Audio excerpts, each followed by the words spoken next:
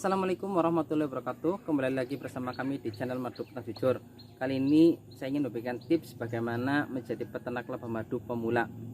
Jangan lupa yang belum subscribe dulu agar teman-teman mendapatkan ilmu updatean terbaru, video terbaru dari kami. Langsung saja, tips yang pertama untuk peternak lebah madu pemula. Teman-teman harus mempelajari tentang perlebahan madu. Ternyata ada beberapa hal yang harus teman-teman pahami. Yang pertama adalah jenis lebah madu. Ada 4 jenis lebah madu yang ada di Indonesia. Yang pertama adalah jenis lebah kelanceng atau trigona. Yang kedua ada jenis apis serena atau ondoan. Dan yang ketiga ada lebah jenis apis mellifera. Dan yang keempat ada lebah jenis apis dorsata.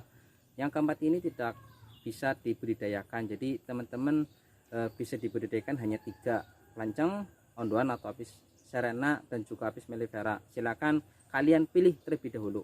Yang kedua, kalian harus belajar tentang kotak hunian atau kotak budidaya lebah yang ingin kalian budidayakan. Contoh yang di belakang saya ini adalah jenis lebah kelanceng lecisaf ya. Jadi kotaknya kecil, nggak terlalu besar, ada ukurannya. Nah, kalian harus belajar itu. Ukurannya tidak boleh terlalu besar atau terlalu kecil. Itu kalian juga harus mempelajarinya. Setiap jenis lebah itu kotaknya berbeda-beda. Mungkin kelanceng kecil, ondoan atau apis serena itu agak sedang, dan apis mellifera itu besar. Lah itu ukurannya berapa nanti kalian cari sendiri atau nanti akan saya buat videonya. Untuk yang serena sudah saya buat videonya, silahkan kalian tonton video saya ini.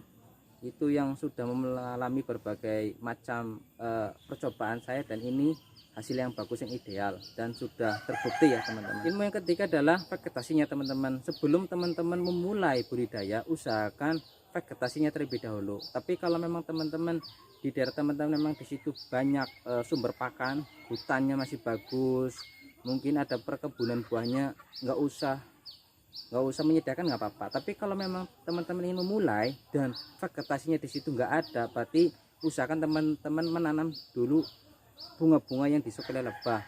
Yang di belakang saya ini yang mungkin setiap hari bisa mekar adalah kingkong, pukul 8, AMP, porana, dan juga kaliandra.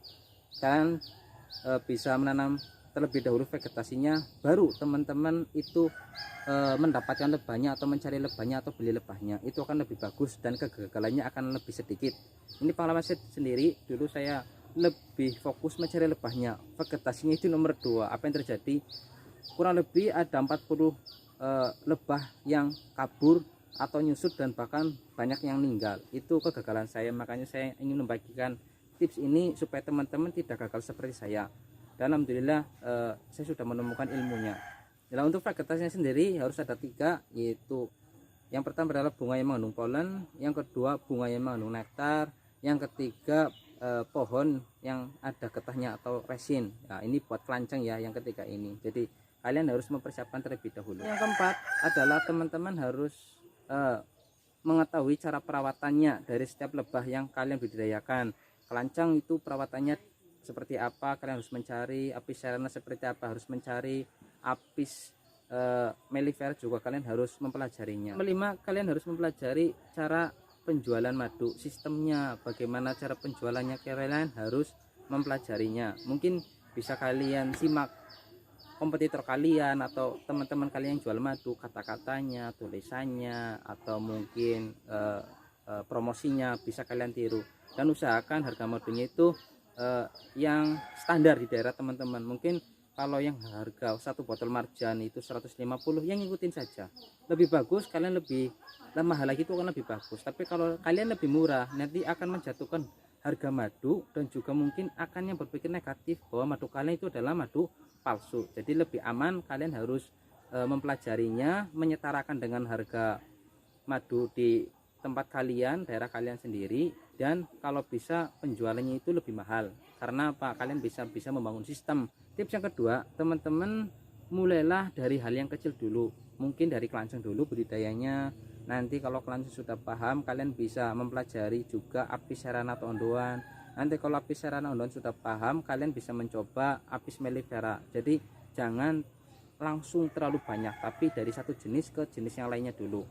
Terus juga jangan terlalu banyak koloninya atau kotak budidayanya. Usahakan belajar dulu satu kotak, nanti kalau satu kotak sudah bisa, coba pecah koloni sudah bisa, baru kalian memperbanyak dengan cara beli di masyarakat, beli di petani, atau kalian bisa menjebak di hutan-hutan. Tips yang ketiga, teman-teman harus mencari guru. Carilah guru buat teman-teman perlebahan, carilah orang yang sudah sukses dalam budidaya lebah madu, jadikanlah dia sebagai guru. Jika ada masalah silahkan kalian tanyakan. Cuma buat adab mungkin ya nggak semua orang itu mau berbagi ilmu, mungkin kalian bisa kerjasama dengan cara budidaya membantu untuk budidayanya, membantu penjualannya, nanti lama-lama kalian akan mendapatkan ilmunya. Atau yang mungkin yang di YouTube bisa kalian tanya-tanyakan, bisa kalian minta nomor WA-nya, bisa kalian subscribe, bisa kalian dukung share videonya, insya Allah dia juga nanti akan membantu kalian. Tips yang keempat, teman-teman harus mempraktekkan dari semua ilmu yang sudah teman-teman pahami, atau kalian harus mempraktekkan ilmu yang sudah guru-guru kalian itu sampaikan. Percuma kalau kalian hanya menyimak, kalian hanya menonton tapi tidak mempraktekkan. Mungkin kalau melihat kegagalannya beli kotak harga mahal, beli ini harga mahal, biarin nggak apa-apa, kita ibarat kata gagal nggak apa-apa. Insya Allah kalau kita memang kegagalannya modalnya 1 juta terus gagal, insya Allah nanti Allah akan membalikan, bisa nyampe berlipat-lipat. Asalkan kalian jangan menyerah, karena kegagalan adalah awal dari kesuksesan bila orang tersebut itu mau belajar dan mencari solusi dari permasalahan tersebut. Paling itu yang bisa sharing buat teman-teman. Bila ada teman-teman yang mengalami permasalahan di perlebahan, silakan kalian komen video ini. Terima kasih buat kalian. Sukses selalu buat kalian. Wassalamualaikum warahmatullahi wabarakatuh.